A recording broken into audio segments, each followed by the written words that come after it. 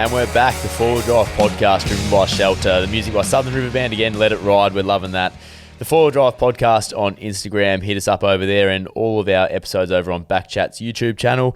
All you need to know about tyres today, Ronnie.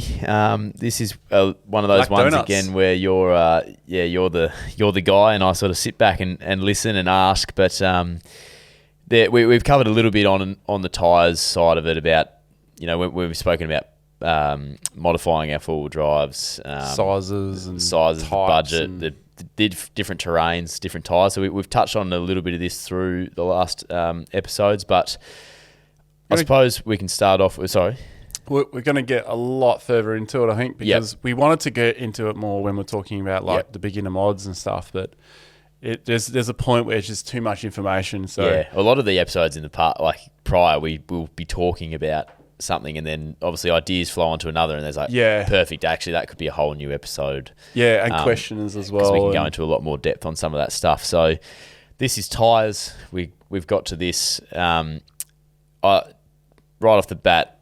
What do I need to know when I'm choosing a set of tyres to get into the four-wheel drive game? I think first of all, you need to work out the size of the tyre. Because if you're going to upgrade your tyres, it's always good just to go that size a little bit bigger, just to give yourself a little bit more clearance. But you got to be careful you don't go too far, because otherwise your fuel economy is going to suffer, and we'll get into a bit more of that. Yep. And then you might be scrubbing as well. There's also offset if you're changing your wheels. So when you change your wheels, say you've got alloys and you want to go to steel rims, you can get good money for your alloys, especially if it's a new car, which can almost fund brand new steel wheels and a set of tyres, which is a great way to start your build at a very low cost, because tyres is the first thing that contacts the ground. It is the first mod and probably the most important mod to any four-wheel drive to handle any terrain, really, because the road tyres just don't cut the mustard. They can do a lot of things, but once you start lowering them and stuff, the sidewalls are a lot weaker, and it's just not the right tyre to rely on. Yep. Like I took a brand new Ford Ranger up to Wilbinga on that horrible road the Wilbinga Road. Yep. And we got in about halfway, I'd say, maybe a bit over halfway. Lost the tyre straight away. Right. Brand new vehicle, my mate's car, flogged the tyre straight away. I was like, oh shit, now I've got to be careful for the rest of the day because I've got the spare on already. Yeah, yep. That's it's one thing that you need to, I suppose, it's probably the first thing you need to think about, like you said, when you're getting into four-wheel driving is, if you want to go and do some of that stuff, there's way more places than Wilbinga that'll catch you out as well on those road tyres. Definitely. I need to apologise as well, boys. I just come in, got straight in the podcast mode here, but didn't actually ask how you're going. Oh, mate, You all right? Yeah, I'm going all right. I'm good. All right? I'm good. I'm good. I was waiting for it. I just jumped right into the zone, and then Ronnie's talking about... Mate, I was in the zone already. Yeah, I know. I don't want to stop you, but I was just like, geez, I better actually ask. It's quite rude of me. No. How are you, mate? I'm good. Yeah. Oh, yeah. How are you? I'm good. How are you, Ronnie? I'm good. How are you? Come in and sit down and just straight into it. So it's an exciting episode. There's a lot to talk about. That's it. I just wanted to jump right in, but not holding it against you, mate. Apologies to everyone listening and viewing. That I mean, we totally didn't talk before we sat down. But it's nice that everyone gets a feel of how we're going. New week, new ep. It's it's always fun just to touch base. Yeah. All right, I digress.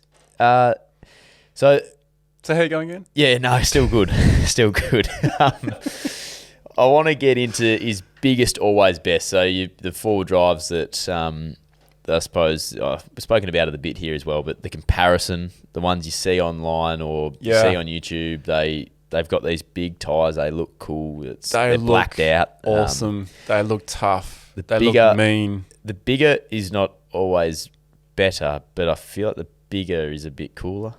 Bigger is cooler. Bigger looks tougher. Bigger looks like that car's going to go anywhere. Yeah.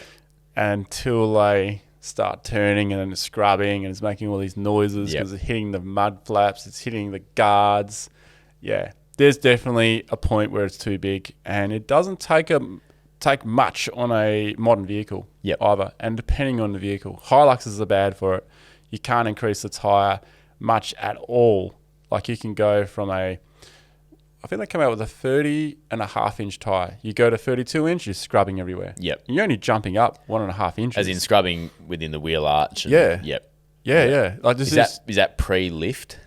It's pre-lift, but a lot of vehicles like the Ford Ranger can tolerate significant change in tyre. Okay. Yep. The new Navara, I mean, you could put like 33s on it straight away. The other thing as well, not just from the scrubbing and that, it's also legality is another one that people should look into. They should know. I'm not saying don't do it, and I'm not saying do it, but know what you're getting yourself into. Yep. So if you do get pulled over by the boys in blue because you're being a bit of an idiot, that's usually when you get pulled over. Yep. And then you don't pass the the respect test. That's when they're going to start picking on you. Yeah. Yep. And I would too if I was a copper. Yep. So, but if you haven't done anything wrong and you're not minding your own business and it's just a routine stop, I wouldn't bother you. Yep. Yep. So what are you running at the moment on your Troopy and your 79? So I recently upgraded to 35s. That's the thing with the 79 or the 70 series in general. They can accommodate for a 35-inch tyre, 3-inch lift, even a 2-inch lift. You can do it. 2-inch lift, you still get a bit of scrubbing. Is that scrubbing at like full lock? Or is it more as you... It's articulation and full lock. Yep. It doesn't scrub now because it's all the suspension geometry has all been changed and been rectified. I've got like the trailing arms on the front, the radius arms to put the differential in the right spot. Yep. Same thing with the 79. It's got the 35 and 3-inch engineered kit on it. So it's all good to go. It's got the bigger indicator lights on it, got the GVM upgrades. So all that comes hand in hand and in play, and then that's how you get your kits to be engineered and legal. But there is a big difference between engineered and legal. I think we should do a whole episode on that because it's very in-depth. But sticking to tyres, this tyre behind me is a Trepidor. Yep. Awesome tyre. Not only does it look like it's going to rip everything up and climb up everything, which it does. This is a biased tyre, so it's not a radial. So all the tyres that we use on passenger cars and full drives are radial, which means they have all these belts and stuff and are compliant to the road users. Yep. So that's something behind me. Yeah, like that one there. That's a Razor All-Terrain 811, that one's called. Yep. Very good tyre, very quiet tyre. All the guys in the Wheat Belt actually use these in Western Australia. Right. They actually been... As in the maxis or just that size? The maxes. Okay, yeah. Of the ATs. Yep. Yeah. They swear by them, like driving on canola fields and all that all day long. They find they get less punctures with that particular tyre. Yeah, okay. Yeah. And this one here, that is a play tyre. Yep. That's a competition tyre. I do have a set on the 79, but that's strictly going somewhere, having a play around. I took them with me to the Flinders Ranges. No, not that size. That's a 42-inch. What's that going on? That's comp trucks. A tractor? No. That's going on a comp truck. It'll probably be like a patrol. Okay. With just no guards, Yeah, right. Just something wicked, It's something, a mate of mine would probably stick on a patrol. Yeah, okay. Yeah. Yep. So, I've got 35-inch size of that. Yep. And we trailered them, me and Torbs, we put them on a trailer, towed it to the Flinders Ranges, changed our tyres there and used them there. Yeah, right. You do not want to do thousands of Ks on this. Yeah. They are horrible on the road. Surprisingly grippy. However, if you park this overnight, it end up with a flat spot because there's no construction in it. Yep. They're very flexible. So when you lower the tyre pressure on this, like you literally get the top of that tyre will come around and you can see it on the side of the tyre because they flex so much. They're incredible. And it almost acts like a slinky. Like it winds up, you're trying to climb a rock instead of spinning, and then all of a sudden you just climb the rock. Yep. Okay. Yeah. So that, in terms of is biggest always best, it's so dependent on what you actually do. Yeah. Yeah. Depending on what you're doing, depending on what you're trying to achieve, and dependent on your vehicle mainly. Yep. So 1 to 2 sizes of tolerance of going up in a size. And when I say one size, that's like 1 inch. Yep. So if you got 30-inch overall tyres and you go to 32, generally speaking, you'll get away with that. Yep. So when we speak like 30-inch tyres, 33s, 35s. What part of the tyre is 35-inch? The overall diameter. Okay. So, strictly speaking, when we upgrade tyres, there's a metric system and then there's the imperial system. But this is where it just goes out the window. So, for example, let's say a 33-inch tyre. Yep. They're usually 12.5 inches wide, 33 overall height. In metric terms, that will be a 285 75 R16. Yeah, okay. So you got metric width of the tyre. Metric height of this. Hang on a sec. Metric width of the tyre, right? Yep. And then the 75 is the ratio. So 75% of that width is the height of the tyre, and then it sits on whatever size rim that is. But the rim is measured in imperial. Right. So you got an imperial measurement with a percentage and a metric that creates that. So in other words, speak to the tyre shop, go on a tyre calculator even better, and then put them in, then you can see if it's a 33 or a 32 or a 35. And that's why we use 32, 35. Yeah. Because it's easier to understand. 100%. Because bear with me, I'm trying to twist and talk in the microphone, but read the side of this tyre. So we've got here 285, 285, 75, rim 16. So that there is a 33. So that's a 33. Yeah. Yeah. So I've got 285, 70, rim 17. That's a 35 as well. 33. Roughly. Roughly 33, okay. Yeah. So the difference between the 70 and the 75, so this is a 75 minus 70. It's the ratio of the width. So the width of the tyre, that 75 is 75% of that width is the height of the tyre. In your case, you have a 285 width, but you've only got 70% of that in the height. Right. But you're on a bigger rim. So it brings it up to the same anyway. Yeah, okay. Yeah. It's very confusing. That is. So in other words, 315 75 R16 is slightly smaller than a 35-inch tyre. It equates to about 34.6. Right, okay. Yeah. Yep. It's kind of good we brought this up because people are going to then understand that they need to go to a tyre calculator because I'm in the market for some tyres at the moment, and so you go online to search up and put in your size, but it will come up with different, it will come up with the 285, 75, 16, and it will come up 285, 70, 17, whatever it is, and then it will just have 33 rim 16 or what, and then it's like, hang on, which one are we using here? What's mine? So I think you need to do your research on that when you're choosing. And you got to do a lot of research because some brands don't actually offer the size you need. Okay. Right. So in some brands, you can't get that particular size for that particular rim. So you either got to go bigger on the rim or smaller on the rim to get that size because it's just not available. Yep. And it's kind of understandable because there are so many different tyre sizes. Maxxis, for one, they accommodate a lot for tyre sizes because they do competition tyres. And people order all different kinds of sizes. Whereas some other brands, they won't offer many above 33 because they deem them illegal anyway, anything above that. However, you can get an engineer kit to run those tyres. It just means they don't supply tyres for that particular size. Yeah. So you've got Maxxis on both of yours. Yes. Yeah. What have you got, Jaden? Nitto trail grapplers. And 35s? 35s, 315. Yeah. I don't know the rest of the numbers, but 315. Yeah, 315, 75. 16s. Yeah, it'd be 75, 16. Yeah.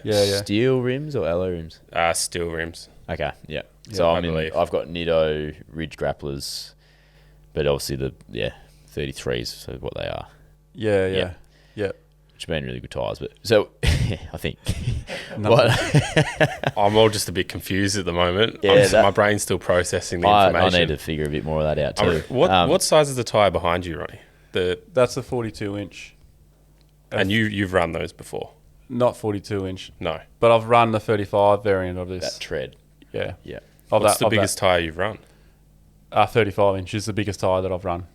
Yeah. But I've featured vehicles and modified that run 37s, even 40s actually.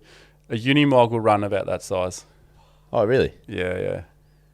I would have thought they were bigger, but but I don't think they are could pretty use big. that tyre though, because it's not a radial construction. Right, okay. So I think the Unimog would probably just destroy these because of the weight. Yeah, right. So these are meant for competition, and they won't last that long because it's like a sticky compound. You can get radial Intrepidors as well. Radial being like the legal road tyre. Yep. So this is the same, but the side biters are not there. Okay, yep. Yeah, because I mean these side biters. I mean, look at them. Yeah, they look gnarly. If you accidentally brush your leg past it, you're probably going to take some skin off. You know. Yeah, absolutely. Yeah. They are animals. They're awesome. Yep. So much fun driving. It changes the driving experience completely. Yep. You end up overconfident with them. Yeah, right. There you go. We're sticking to the rubber side of it just quickly. Some of the leading brands that you can't go too wrong with. Maxxis, obviously. I think Nitto are up there. Yeah. Look, let it be known that I am sponsored by Maxxis, and I used Maxxis for quite a few years before I was sponsored. Yep. It's just, it was the best tyre. That was your preference. It was a preference. Yep. And then they happened to work with me as well, so, which is even better because, tyres are a costly thing of what I do. So, and it also plug, just a little wink down the camera. Yeah. It also gives me opportunity to trial different sizes, different patterns, because I have had the all-terrains on the Hilux before. I was toying with putting them on the Troopy, but I'd have to go to a 17-inch rim to have those. So instead, I stuck with a 16-inch rim with the mud tyres. Steel rim? Steel rim, yes. Yeah, definitely steel rim. Yeah, I think we'll get to we will. Definitely with the rims, So I'm just thinking off the top, help me out, Jaden. I don't know if you can, Ronnie, but Goodrich tyres, I think, quite competitive. BF Goodrich, pretty good, Goodrich, yeah. I don't know much about Bridgestone, but those are pretty available, aren't they? I might do like a nod for the ones I think that I agree with. I want to get in trouble, mate. Well, I'll put the camera on Duggo, and it'll just you can be the voice. You whisper to me. Look, the tyres you boys are running and you're talking about, they're actually really good. Yeah, that would be my second preference. I'm probably thinking about sticking with them. I'm obviously not tied in with anyone, so I can. You're looking for all-terrain or mud-terrain? So when the Ridge Grappler, they told me was like a little bit of it was almost an in-between the mud-terrain and all-terrain. I've been really, really happy with them. RT, yeah. And so I would probably like to try a full mud-terrain. I've had the all-terrains in the Nitto as well, and then I've had the Ridge. So I had the Terra Grappler, then the Ridge Grappler. Yep. I wouldn't mind trying a full mud terrain. Yeah, I've got the mud terrains. I'm just going to say something about like the in-between one, because there's a few companies that are doing that now. So you got all-terrain and you got mud terrain. Having something in between is, to me, in my opinion, it's just a clever marketing ploy. And I have spoken to people from various tyre companies asking them those questions. Yep. And there's one particular guy, he's now moved on to work for a different type of company in the industry. Yep. And I was asking him about it. I was saying, look, aren't these just a glorified all-terrain? Because you've got all-terrain and you've got mud terrain. What is really in between them? Yep. And then you have some people that say they have an aggressive all-terrain. That is an aggressive all-terrain. I would say and it looks like a mud terrain from a distance if to the untrained eye. Yep. That said, that could be considered an in-between. In-between, yeah. Yep. So, and then you got some manufacturers that make all-terrains, and they'd look like a glorified highway terrain. However, they have really strong sidewalls, but they don't have the side grips. They don't have the looks per se as well. Yep. So, just as it came to me as well, Yokohama, the Geolanders. Yeah. Kumo. Yeah. Anyway, all those ones that you've probably heard about, you're hearing about them for a reason, probably. Yeah. I don't know. I've had a lot of fun on the Nittos. Yeah. They're really quiet as well, especially for mud terrains. I've found they've just really quiet. I don't have much of an issue with them at all. Yeah. Look, something that's interesting that a lot of people in the industry know, but many people who aren't in the industry don't know this. Mickey Thompson and Coopers made by the same people. Oh, right. But they're not sold in the same shop. So some shops will have that. Really? Some shops will have that. How could I forget about Mickey So they Thompson? keep them separate. Yeah. Sorry to blow that out of the water there, but... Yeah. And then I do believe that Pro Comp is also made by that same company. But they just market them all different, right? Yeah, okay. Yeah. There you go. But don't worry about them. Just get Maxes. Yeah. Wink again. I probably shouldn't have said. My opinion. Everything I just said is my opinion. No, well, the fact that Everything on this show is my opinion. the fact that you were with them before though is that's testament. Like that's just Most of my mates have got Maxxis. Yeah. Maxxis tires, and there's never had a problem with a Maxxis tire. Yep. I've never heard anything being like anything horrible said about Maxxis tires either. So even though Ronnie's sponsored, we're not. So yet. Oh, wink again. Was I meant to wink? Just one more one. It's come. I was going to claim it this time, but it was Jaden. Sidewall, for people that don't know, how important is that in the four-wheel driving skate? So sidewall, there's the sidewall itself, and then there's the side biters on the sidewall. These are very easy to see because they're so prominent. Yep. This is extreme, and I think that's why. So it's a side biter. That's a side biter. Yep. So side teeth, some people call it. side teeth. Yeah, they will literally help you climb out of situations. Yep. In some cases, some rare cases, they can actually direct a stick in there rather than deflect sometimes.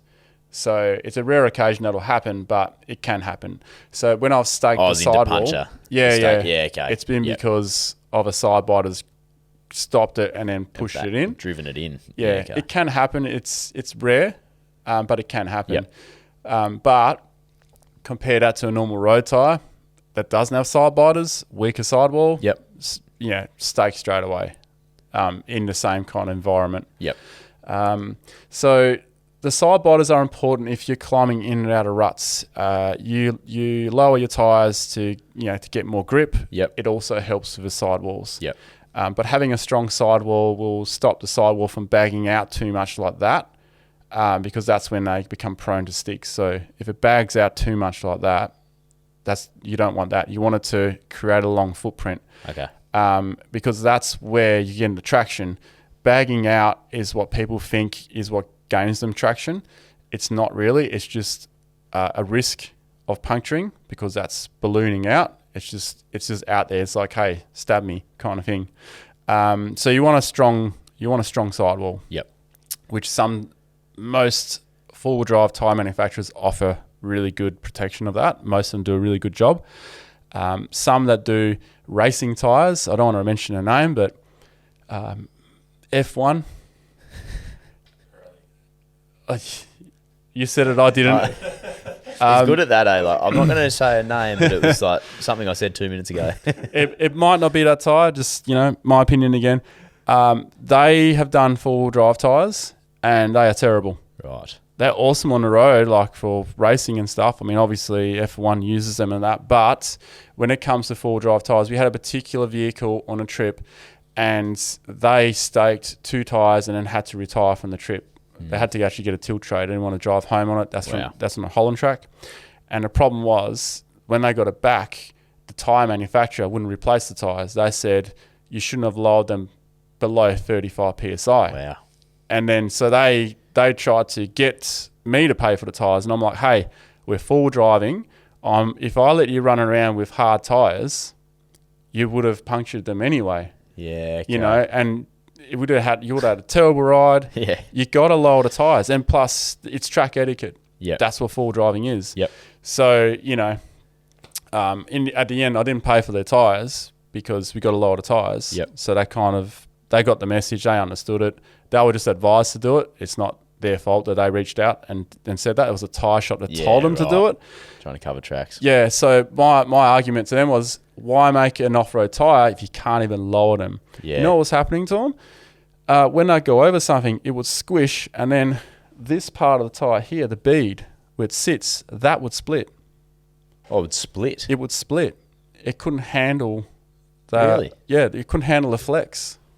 So it would genuinely just crack through the... Yeah. It would just crack. So I don't know if it was just a bad batch or what, but it would split, and the same thing happened to the other tyre. Yeah. So when, like the bead part that you speak about, because the bead lock tyres... What is that? What are bead lockers? So I don't have them. Yeah, so bead locks prevent the bead from slipping off the tyre. So it allows you to lower the tyres extremely low. Right. So with these, if you lowered them to 5 psi and you have bead locks, they will stay on the rim. Yep. You can get internal bead locks, and that's what I have on my Trepadors, on the 35s. So I have an internal Kevlar sleeve that sits inside. It's a real pain. It's a terrible job for the tyre fitters to put them on because they're so hard to get on. Yep. That internal sleeve, it's Kevlar. You fill that with 50 psi. Should you puncture the tyre, or if you want to run the tyres at 0 psi, you can. You get maximum grip. I, in fact, punctured one of these and it was leaking for a bit, and I pumped up the tyre more, and then it clamped more onto the bead lock and it stopped leaking. Yeah, right. And it's still holding air in the factory unit where it's stored right now, and it's been holding air since almost last year. Yeah, right. That's awesome. So bead locks are wicked. Yeah, okay. Yeah. I suppose covered a bit of the rubber, the difference between steel and alloy rims. What's like? Yeah. You see a lot of four-wheel drives rolling around with steel rims. Yeah, so if you're going bush, you're going proper bush, steel rims. Okay. All the way. Something happens, you can knock them out. You can fix them. Oh, yeah, okay, yeah. Funny thing, just today, because I swapped my 33s for 35s on the Troopy, my tyres were still good. I didn't want to just chuck them out. So I gave them to Jono, who put them on his FJ. And he took some rims off his trailer and brought in so he could, because he run the same on a trailer. So he put 33 of the Max's Razor MTs on it. And when they put them on, they said, oh, by the way, do you know that 2 of your rims are buckled? He goes, yeah, I knocked them back out. So what happened was he was doing the Savannah Way, and his washout came out of nowhere. He managed to move the FJ away from the washout, but the trailer hit the washout. Right. Bang, jumped up. He bent the axle. That's how hard he hit the washout. And they just pop out of nowhere in some of these situations. He had to knock both rims out. If they were alloy rims, the trailer would still be there. Yep. So when you say knock it out, hammer. It's basically just you get a hammer, make it a circle again, and you bash the shit out of them until you get them close to where they need to be. Yep. With an alloy rim, it was split. You can't knock it back out. Yeah, okay. So you are done. Is an alloy rim stronger? It is. It's stronger to a point, but once it goes beyond that point, it will crack. Yep, okay. And there's no coming back from it. There's no coming back from it. So say if you dented a steel rim and you dented it by 20 mil. Yep. I would say at that point, the alloy rim might still be okay. Yep. But any beyond that, a harder hit than that, like where you would have dented a steel rim even more, alloy rim's gone. Yeah, okay. Yep. So with covered the rubber, covered the rims a little bit, then the cost for mud terrain tyres as opposed to an all-terrain tyre, more expensive for the mud? Generally speaking, yeah, you can compare other brands. I mean, you can get more expensive. Yeah. So generally speaking, mud terrains are slightly more expensive. Yeah. Working in the same sort of brand, they probably are a little bit pricier than that brand's all-terrain. But it's also not just the immediate cost, it's also the long-term cost. Yeah. Because you're going to end up with more rolling resistance with a mud terrain. So an all-terrain is the best option for 99% of people out there who are four-wheel driving. Look, a mud terrain, I go mud terrain because I like to play in all kinds of things, but it's not just the mud, it's the rocky stuff. I'll trust a mud terrain more on rock stuff than I would an all-terrain. But in saying that, could I get away with driving an all-terrain? Yeah, I could. Yep. But once they fill up with mud, they don't eject the mud so well. So in wintry conditions, say if you're in the Vic high country or you're in a very clay sort of area, you probably want to have mud terrain there. Yep. If you're frequent that kind of stuff. But look, generally speaking, a mud terrain will wear faster just because the tread blocks are bigger. Yep. They'll be noisier. So if you want to put up with all those cons, then go for it. The car's going to look mint, but yeah. And then alloy versus steel. Alloy's a little bit more expensive than your steel rims. Alloy's a bit more expensive than steel rims. They look fancier. Yeah. They look cooler. There's more options in the... There's more options, yeah. But at the end of the day, if you want something you can beat back out, just stick with steel. If you are going to go alloy, it doesn't mean you can't do a desert crossing or something like that. Just carry 2 spares. Yep. Because it's very unlikely you're going to break 2 alloy rims. Yeah, okay. So you don't have to just ditch all your alloys just because of that. Just have 2 spares. Yep. And look, you can always just get the second spare could just be a steel rim, really. Yeah. You don't have to fork out for, especially Toyota. I've actually done that. Toyota alloys, wow, expensive. Yeah, my spare is just a steel rim. But I've only got one, so the advice there would be to get another one if I was going to do a big... Depends on what you're doing, and depends on who you're travelling with. Yeah. If I'm travelling with you, I'm not taking it. If you're I was going to blame you like that. Ronny told me. If you're travelling with another Ranger, technically speaking, you've got 2 spare tyres between you. Yep. It's very unlikely you're both going to do a tyre. But, as soon as one does one, then you're in trouble. Yeah. Yep. So we've covered that. Now I want to talk about what it actually does to the vehicle. So you sort of spoke about costs of maybe mud terrains in the future piling up, the wear and tear and all this, but what does it do for, say, a fuel economy, which you might have touched on already a little bit, but break that down a little bit more. Okay. So rolling resistance is one thing. Your static inertia, your takeoff is going to be more difficult. You're going to require more from the vehicle to take off. So, more pedal to the metal to get going. Also, to keep it rolling, you're going to need more fuel. Going down a hill, coasting, you're going to be coasting slightly slower than an all-terrain, just because of that rolling resistance. Yeah, you go down like the Green Mount Hill or whatever. Yep. You can sit in like a gear and you can maintain that speed. Yep. Whereas, with an all-terrain, you may have to actually apply brake a bit because you're rolling a lot better. Yep. Like there is, the difference isn't that big, but it's there. Yep. The other thing, your speedo is going to be out if you go too big. Now, this doesn't matter what type of tyre it is. If you go a bigger tyre, your speedo is going to be out. So it's going to show you less than what you're actually doing. Yeah, okay. Because the points, say this is point A of the tyre, needs to do a full rotation. The bigger the tyre, the longer it's going to take to come around.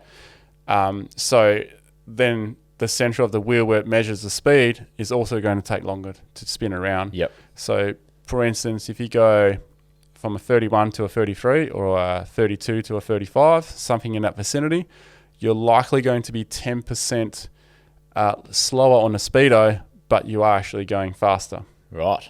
So if your speedo says 100, you're actually doing 110. That's a bit dangerous. Is there a way to reset that? Yeah. So on both my 70 series, because of the whole kit to make, to engineer it and all that, they have a speed correction in it. So my vehicles will tell me the exact speed I'm doing. And it's actually more accurate than factory because they actually set it to... they set it a bit up, don't they? Yeah, they set it to where it is. Yep. But also on top of that, when you are off-roading and you're doing low-range driving, if you put a bigger tyre on your vehicle's now going to rotate faster downhill. So say, for instance, your vehicle had a really good speed at first gear low going down hills and you're comfortable with it. It was just right. You go 1 or 2 sizes bigger, it's going to roll faster. Okay. And then now you've got to use your brake. And if you're on a muddy hill and you use your brake, that's when you start sliding and you start filling the tread blocks up with mud. Yep. And you can ruin the capability of your vehicle, but you can also re-gear your vehicle. So if you have bigger tires and you want to do all that stuff and you want to do all the muddy stuff and you want to keep that slow, low range downhill, well then do a reduction kit in your gears so you can keep that. Is reduction gears, it's not tires I know, but what are reduction gears? So you can do reduction gears in 2 different ways. In the transfer case where you select the low range, you can change the gears in that. Yep. Which then makes the vehicle go slower, so you got more control at slow speed. Right. But you'll lose your top end. So if you're on the beach and in a low range, you normally sit on 40, you might only be able to sit on like 30 or maybe less, depending on what you do. Yep. The other way you can reduce it is also in the differentials. So on my Hilux, my N70, I put 33s on it and it drove really bad. So I re-geared it at the same time. Yep. So the gear ratio was like 3.5 something. I went up to 4.88.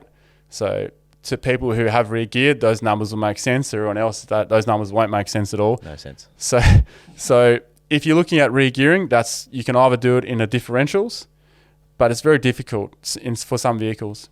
So for mine, I had to get like Prado gears to put in the Hilux, I think, to make that work. I can't remember, it was a long time ago. Yep.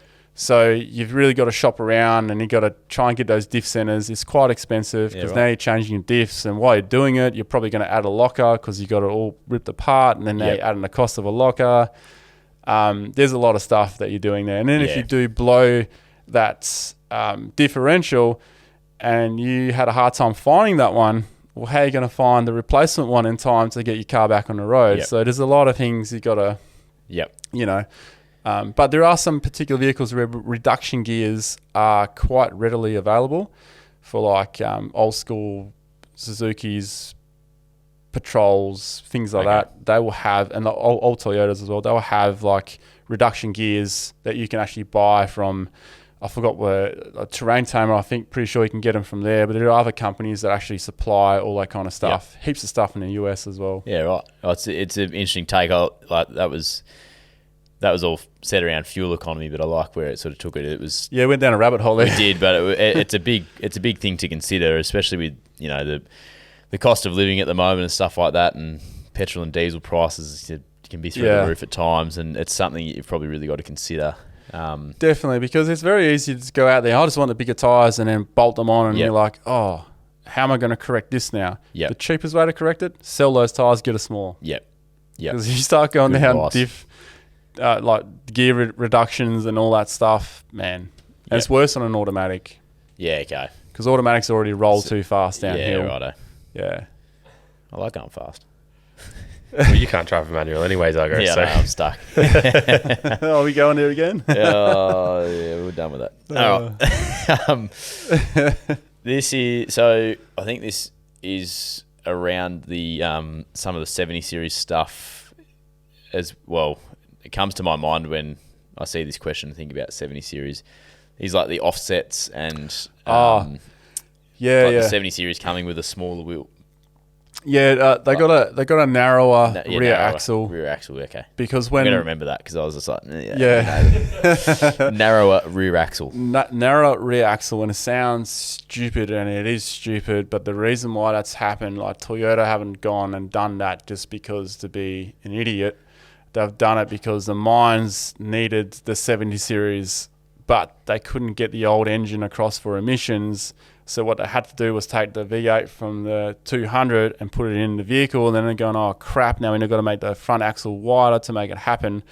And they were just making it for the mines because the mines were begging for them. So they left the rear axle like that. And then turned out that everyone wants the 70 series, including myself, who's got two of them. The axles are narrower, and when you're driving on a beach, and in fact, just a couple of weeks ago when I did that trip across the Baxter again, Sean from Mission 4x4, he had the original axle on his. I had the offset rims, and our cars behaved very differently. Right. So he's fishtailing around on the beach, I'm going in a straight line. Yep. And you just can't help it. And it's actually quite dangerous. So that's why in a later model, instead of correcting the axle, they put in electronic stability control. So they still avoided in widening that axle. And then we spoke about the 4-cylinder in the previous episode. If we haven't, in an episode coming up, they still haven't corrected the rear axle, which is baffling. Yeah. I do find it hard to believe. But for this, I suppose, situation when we're talking about tyres, like if I see a Ford Ranger or a Hilux with a wider stance than normal, have they offset rims, or have they like spacers? They're illegal, I think. But so spacers are illegal, but also dangerous, in my opinion. So a couple of things here. So the reason why we spoke about the 70, just so the audience can follow, is because we had the narrow axle. Yeah. So to correct that, I used to have negative offset wheels, which brought it out 50 mil because it was narrow by 50 mil. And that's quite commonly known. It's quite commonly known for the 70. Cruiser obviously sits in that. Yep. So to answer the question of like when you see a Ranger and it's got this wicked wide stance, it's because they've gone a negative offset. So to explain offset, picture a wheel, and in the center of the wheel is where the actual face of the rim is, the dish. If that is dead center, that is a 0 offset. Yep. the more that goes towards the vehicle, that's classed as a negative offset, which then brings the wheel further out because the dish itself is further in, which then means where it mounts onto the wheel, as opposed to before, the wheel is now significantly further out. Most vehicles come with a positive offset, which means the dish is much further towards the front, which means the wheel sits further inside. And that's what most vehicles come out with, is like a positive plus 20 offset. Most vehicles come with that, which keeps the wheels within the guard. They're made so they just fit over the calibers and all that. But as four-wheel drivers and people who want to modify their cars, we've worked out that to get a wider stance and to fit bigger tyres, we need to offset the rims. So we go more towards the negative or the zero. So most people go for a zero offset. Hiluxes, Rangers, even 70 series, they'll go for a zero offset because now they're 20 to 25 mil further out, which means they can fit the bigger tyres. They're not scrubbing anywhere, and it's still within the legal amounts because you can legally adjust your offset up to 25 mil, but just check your state and territory if you're going to do it, because every state and territory is different. Every country is different if you're listening overseas. Righto. So that the main reason to offset the wheels is to get bigger tyres. Yep. This episode's gone to some areas where it's hard to keep up with you, Ronnie, but I'm sure there's people out there appreciating what you're saying. Yeah, hopefully I made sense there. I'm sure you're making sense. It's just that sometimes I'm like lost it at the start of some things. We've been going on. This is. Should I just double back and like if you want your wheels to sit wider, go for a negative offset because it's going to bring the wheels out. If you want them to sit further in the guards because you're sick of chipping your paintwork and getting mud up the side, then go for a positive offset. Great little summation there to break it down for providing us it novices. Works. Yep. Yeah. Like it. So now, obviously, Forward Drive podcast driven by Shelter. We want to talk about all the little intricacies with tyres. So deflating, inflating, different techniques, different pieces that you can use for that. I suppose like when's a good time to change over, or how to know when to change your tyres over without actually having to take them to a shop, and what's some little details around that, and then uses for say recovery. You've spoken about on the episode with Nina burning your tyres for smoke signals and stuff like that. Like it's incredible. So what are a few of those little things? A little bit of a quick fire round. Let's start with fixing the tyres. Yep. So there's a couple of ways you can not ruin your tyre but have problems with your tyre, and that's by, say if you've got your tyre pressure lowered and you're like really low and you turn too sharp at a speed, you can sometimes get sand in between the beads. Yep. Or even mud. Mud's worse to get in there. Sand's a bit easier to eject, and normally it will just eject itself as you're rotating because you've got lower tyres. It'll allow it all to fall out. If that happens and the tyres kind of come off but then reseated and you got a lot of crap in there, or say if it's come off the bead, like we spoke about before, you don't have bead locks, and bead locks are illegal unless you have the internal ones. If your tyre comes off the bead, there's only one way to put it back on, and that's with tyre levers and elbow grease. It's just getting in there. Not a deodorant can and a lighter? Well, deodorant can and a lighter you can do, and I love doing that as well. But I have actually once burnt my leg and kicked my bull bar involuntarily because of the inflation that happened. That one's probably don't recommend. I don't recommend it. And the reason why that happened was I was trying to show in a video how to do it, and after what happened, I was like, I probably shouldn't show it out in video. But a tyre literally went boom, and then my leg just went bang and hit the bull bar. It's pretty cool though to see that happen. Like, it is, yeah. But look, for anyone who does attempt to do it, and I don't recommend it, but if you do attempt to do it, make sure that the valve core inside the valve is out, because if you've got too much heat in there, the tyre can keep expanding. And I'm not sure what's going to happen if it keeps going, because at some point it's going to blow up, right? Oh. At least if you have the valve core out, it lets the air out. There you go. Yeah. I'm picturing that valve core just like shooting out at someone. That's what happened because on a tag along, they all wanted to see it. So a guy on a Jeep knocked his tyre off the bead on a Holland track. I just imagine these people on the tag along like, Ronny. So I emptied the most of a deodorant can in there, lit it up, and it went boom. It gives like that slap or a bang because that's when the bead locks in. That's when you know it's done. But the tyre kept expanding, and I was like, oh, crap, I forgot about the bloody valve core. So I'm like trying to get this valve core out as quick as I could. Yeah. And then once it just went shot up in the air, and just the air to come out was just phenomenal. So we lost the valve core. I gave it a new one, so that's all good. Yeah. But look, so to get back to it, if you get tyre in there, sand inside the tyre, you need to de-bead it, get the sand out, reseat the bead. And to do that, you need like a clean environment. You can't do it on the sand. You need to get your ground sheet out, knock all the sand out, sweep it off the ground sheet, lay the tyre down, and then if you want to use the deodorant can, you can, but you can also just ratchet strap it and put a compressor on it, and that'll do the same job. Yeah, righto. Yep. And once you hear it go bang, that means it's reseated. So often you got to go up to like 50, 55, 60 PSI to reseat it, and then lower it back down again. Yep. If deflating tyres, because you mentioned deflating tyres. Yeah, well. so what do you use for deflating your tyres? So deflating tyres, I use a dual one. So I can do 2 tyres at once. Yep. It's called an in-deflate. So Max Track sell those. Oh, yeah, I've seen those. Yep. Yeah, but you can also get it direct from in-deflate. But if you buy it in Australia, it's a Max Track's in-deflate. Yep. Or in America as well. So those are great because you put 2 in. It doesn't make it any faster or anything like that. It just makes it more convenient. Yep. I can stand there and have a yarn more, check the car or whatever, and it lowers the tyres. With the rapid deflators, which are great as well, there's only one problem.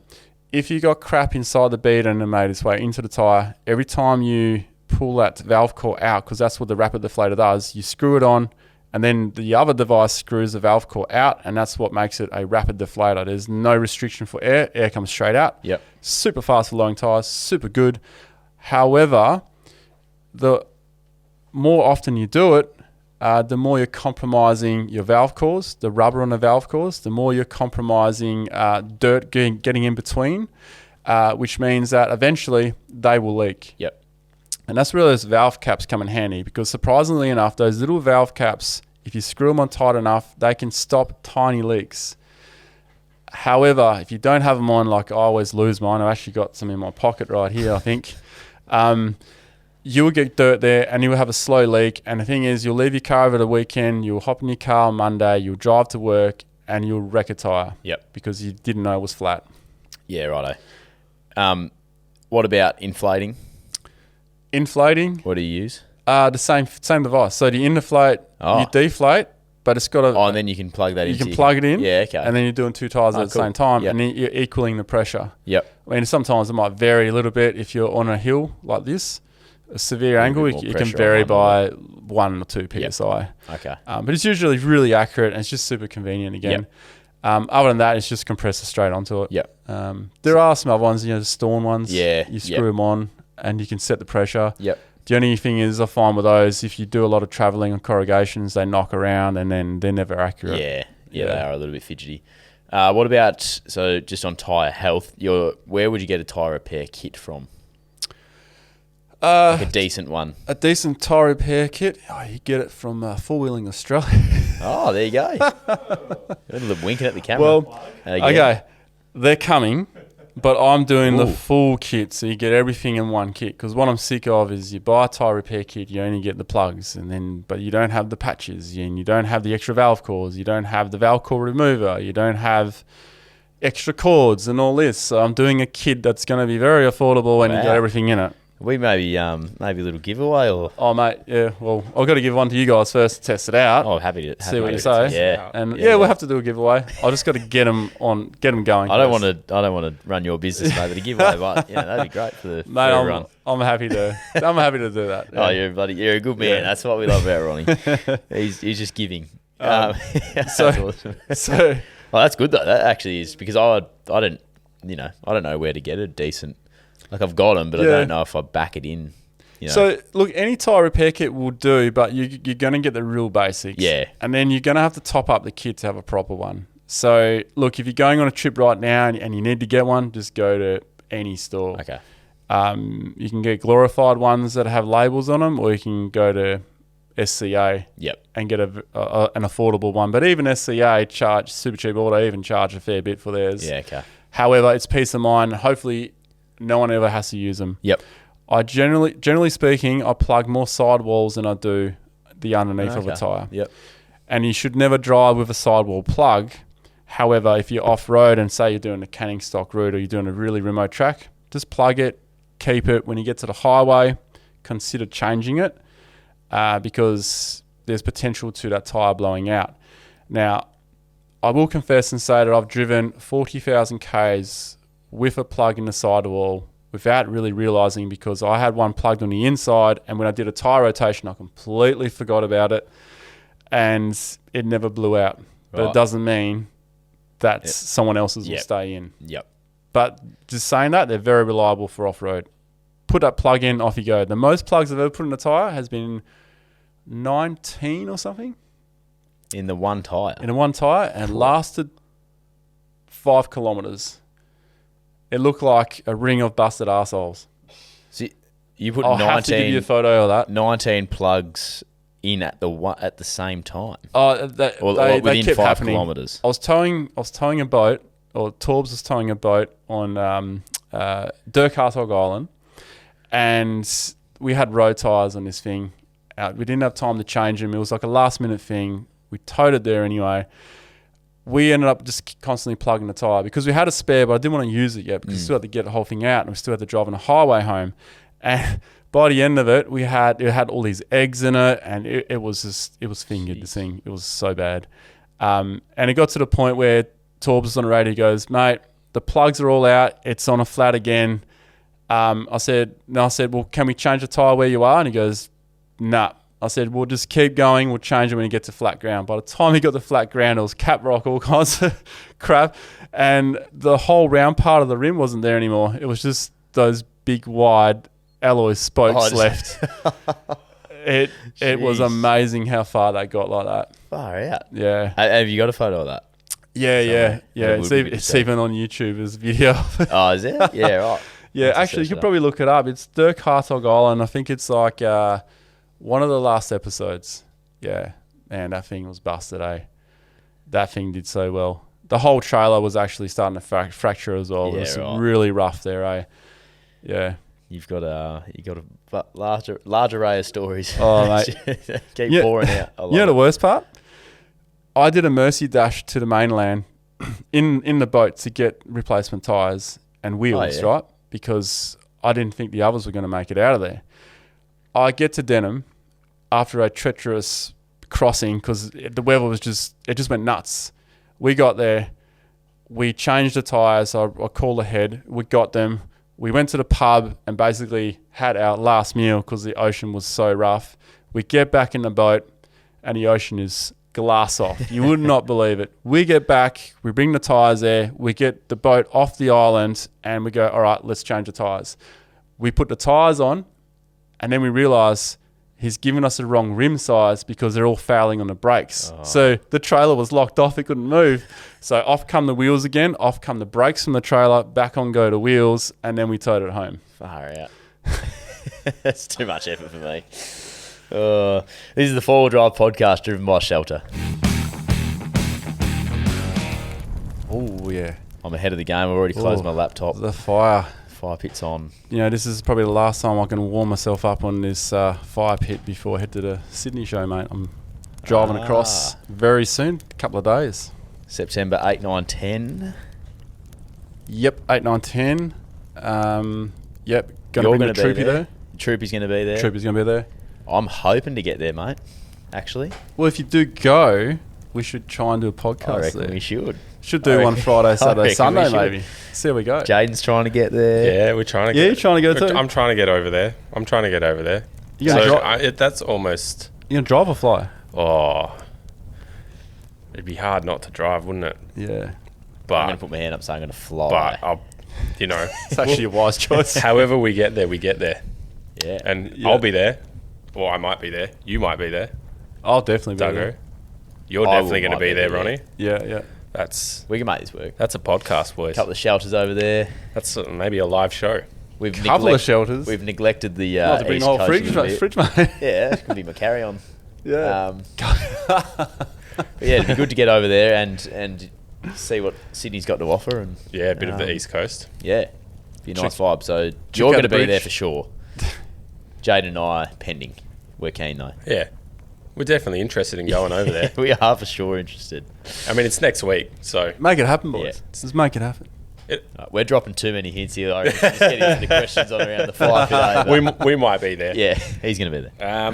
What are we talking about again? The Sydney 4-Drive show? Wow, what a beautiful fire pit. It is nice. That just reminds me of questions, boys. The fire pit. This one in from Data Ham. This one's for you, Ronny. What was it like doing the Tanami? I'm planning on a trip crossing that desert next year, and if there's anything interesting to see or watch out for during the Tanami. Oh, the Tanami? Tanami, yeah. Tanami? No, sorry, mate. It's Don't not. mind it. You've read it how you've seen it. I was thinking about Tsunami. Yeah. Tanami, I think I've only crossed a little bit of that one. So I do know someone who's just done the Tanami though. So that's... Just Googling. It's all good to go. It's very far north. Unfortunately, I can't advise you on the Tanami because I have not done it myself, but it is on my desert track list must do. The Tanami, the Gary Junction, the old section of the Gun Barrel Highway, and of course the Canning Stock route. Now those are 4 that I really want to do. They're on my list, and there are actually a few more as well. There's so much desert in WA. There's so much desert. There's so much. Yeah, I'm just looking at this little piece. So it's a lot of it's the Northern Territory, but it dips into WA. Dips into WA. Yep. You can get to it from the Great Central. It's one I definitely want to do. Now there's a little portion that comes off it between the Great Central and the Tanami. That's another portion I really want to do as well. Yeah, right. I forgot what that one's called though, but extra permit for that one. But apparently it's spectacular. It's quite short as well. Yep. I'm just on Wikipedia here about Tanami, and it's saying that's the anglicisation word of the Walpurgis name of the area, which is Chanami, which I might have been saying wrong. Translates to never die, which is referred to the certain rock holes in the desert which are said to never run dry. So there you go. That's cool. There's water out there. Yeah. No, we love a bit of water. We do. You've got to camp near water. Yeah, you got to camp near water. Out in previous episodes. Be a lot of hidden water out there, eh? Yeah. All the Afghan traders back in the day as well, using it as camel trailers as well. Yep. So a couple of weeks ago, when I was coming back from Cocklebiddy, from Twilight Cove, just done a whole run, I went to a place called like the Afghan Rock or Afghan Well. It's near Balladonia, and I've heard of that. We stayed in there. Awesome campsite.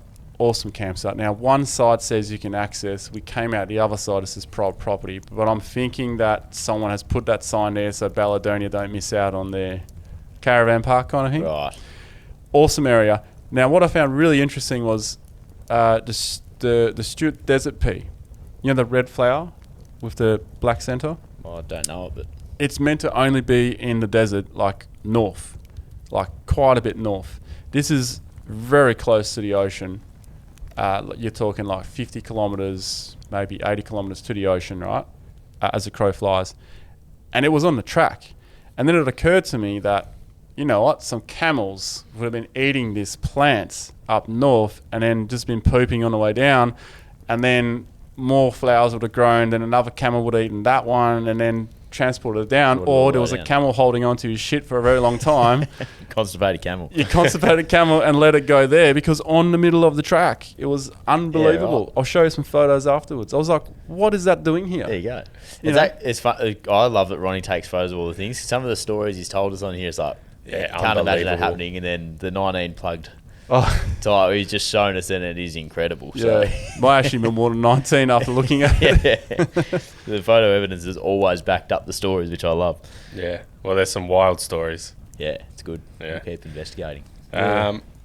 Next one in from Cookie. I'm looking to get into four-wheel driving and just wanted to see what you thought a good beginner car would be. Big fan of the shorty patrols and was wondering if there's anything similar to that. I also have a big dog that I want to take with me. Oh, okay. So if you got a big dog, I wouldn't go shorty patrol. If depends on what his concept of the big dog is. I've got a 52 kilo Ridgeback. That is a big dog. I wouldn't put that in a shorty That'd GQ. take out most of the shorty. I'll put it in like a longer GQ. Yeah.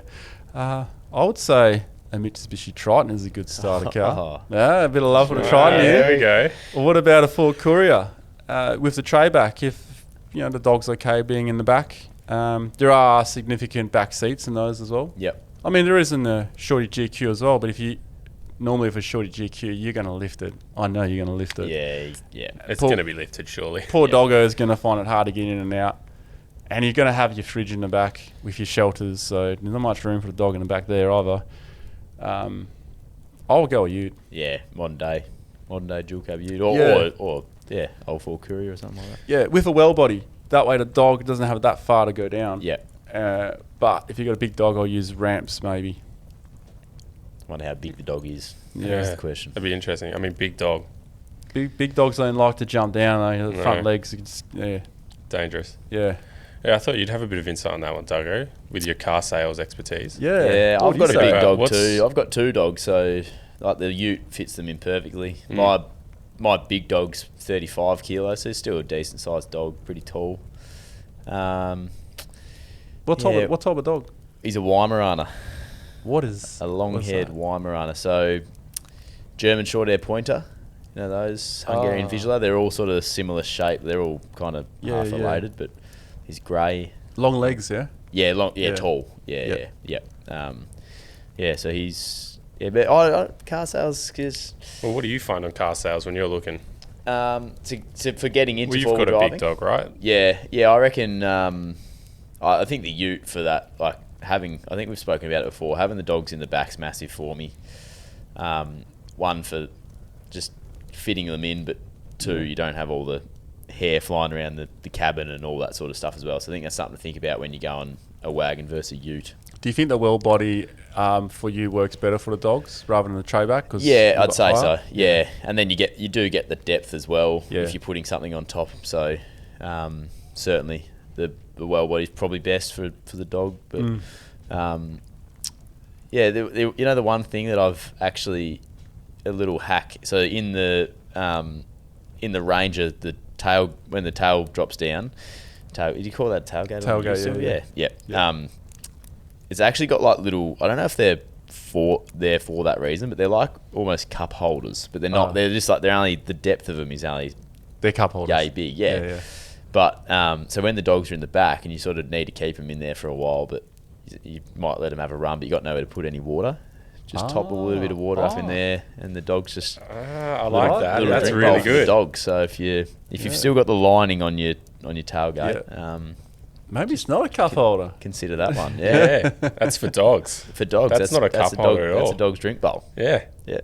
I like that. So that's just a little tip for young players. Yeah, a little Liam Duggan tip. Yeah. Should we expand on this? If you get stuck somewhere and it rains and you got no water, There's your catch. Survival techniques. there's Yeah. your catchment. Mate.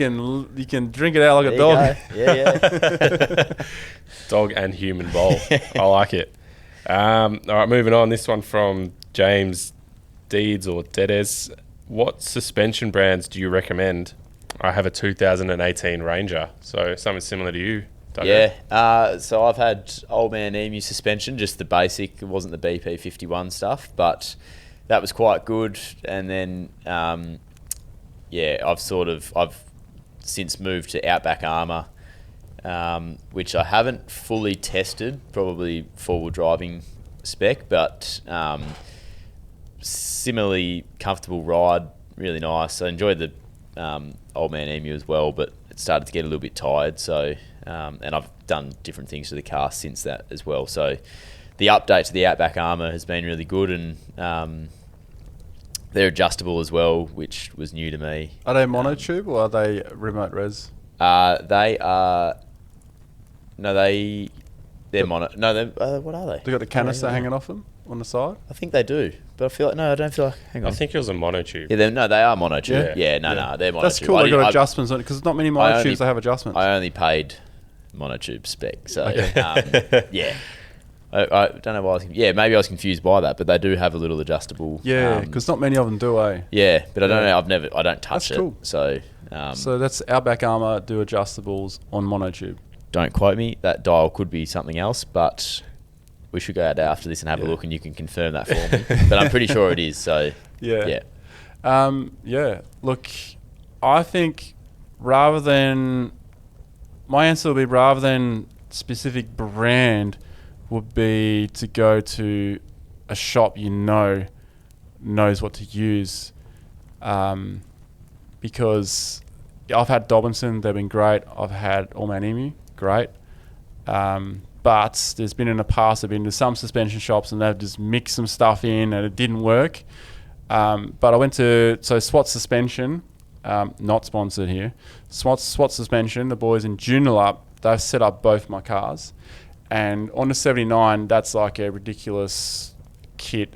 We're talking like 20k kit because it's got the diff crash and all that. On a Troopy, I couldn't afford that, so I've gone for like a $5,500 kit, and it's a bit of this and a bit of that, but it all works together. And monotube shocks as well. Yep. Non-adjustable, but they've set it up so I don't have to adjust it. It's perfect. Yep. It's great. So I think going to a place from word of mouth that does a good job is probably what I would say. Yep. Yeah. Yep. But there are many good brands out there. There's not many bad brands, I've got to say. Yeah, okay. Actually, there's one that comes to mind. I'm not going to say it here. You might, though, because usually when you say you're not going to say something, it just we might pick up on it. Yeah. Anyway, quick go. What else we got? Well, the fire's dwindling, boys, and that's all the questions we've got. Oh, right. Okay. Saved by the bell, Ronnie. Yeah. Oh, well, actually, let's add something here. So with adjustables, right, I've never adjusted any of my cars with adjustables. But since the last trip, it's opened my eyes to it because Sean, with his Troopy, he had Allman Emu, and he said his car behaved like shit, like really badly. But then it's like Travis, who was with us, he said, well, what have you adjusted the shocks to? And he said, I've just left them where they are. So then he played around with them with the advice of what Trav was saying, and the car just changed completely. It went from really bad ride to excellent ride. And then he made a couple of other fine night adjustments to it, and he now knows what to do to his vehicle with those adjustments. And that trip we did, because it covers all kinds of nasty terrain, it was like the baptism of fire, learning how to adjust your shocks. So I really want to do a similar run like that in a 79 and actually play with the shocks, because sometimes my 79 is way too stiff. So the $5,500 suspension on a Troopy, to me, feels better than the 20 grand suspension on the 79, but I've got to adjust the 79. Yep. Yeah. We'll play around. You were also saying on a few episodes ago that you think your suspension in the Troopy is only going to last you 6 months. Yeah, so the monotube shocks, they will flog out on me. And I was aware of that. I just couldn't afford to go, do the remote res because they're quite a bit dearer. And so the boys advised me as well against of going for that one. They said, you should really spend more. And I said, look, I will later, just get me by. And that's what we put in. Yep. And it's honestly drives like a dream. But I understand that after, say, a couple of desert runs, maybe after the lap next year, I'm going to have to change them. So maybe when I'm on the East Coast, it's probably when I need to change them. Yeah, righto. So if you're like the average person... Monotube shocks. Monotube shocks. Yeah. Yeah, and if you want something that's adjustable, I would probably suggest looking at what Duggan's got. Yeah, just be careful. Yeah. I think they're adjustable. Okay. They may not be. This is the novice in me. Yeah, you can get adjustable monotube, but they're not as often as I thought. Yeah. It fills me with confidence that they are out there because I feel like I do have them. Yeah. We'll figure it out. Yeah. I mean, you have them until you don't have them. You're going to have to clean all that mud off them so we can see them, eh? Yeah. Oh, that's it. Well, that's everything, boys. Beautiful. Oh, well, I better get home and pack and head to Sydney. Looking forward to seeing you over there, hopefully. Potentially. Yeah. Yep. Maybe. Yeah. The only rough ride you have is maybe a bit of turbulence. Yeah, well, I'm used to flying, so we should be right with that. Yeah. We'll get there. Yeah. All right, let's cue the Southern River Band, Let It Ride to see us out. The 4-Wheel Drive podcast on Instagram. Hit us up over there, and all of our episodes over at BackChat's YouTube. That was all you need to know on tyres. Cheers, guys. And if you're in Sydney, I'll see you there. Hopefully we'll see you there.